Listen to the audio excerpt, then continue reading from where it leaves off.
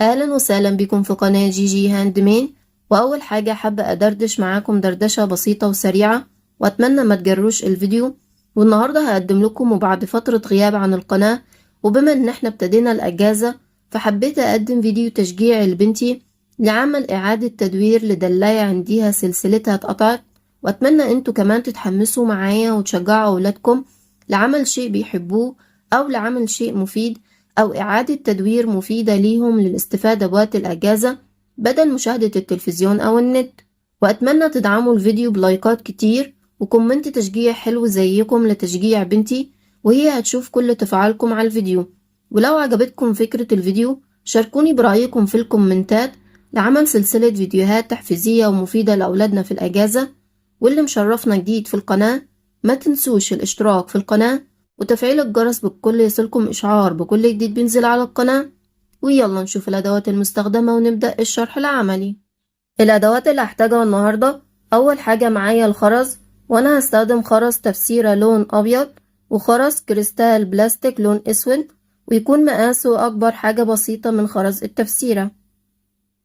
واتنين ستوبر، واتنين تقفيلة ستوبر، واتنين زرد أو حلقات، وقفل صغير، وسلسلة للتطويل بالمقاس اللي تحبوه.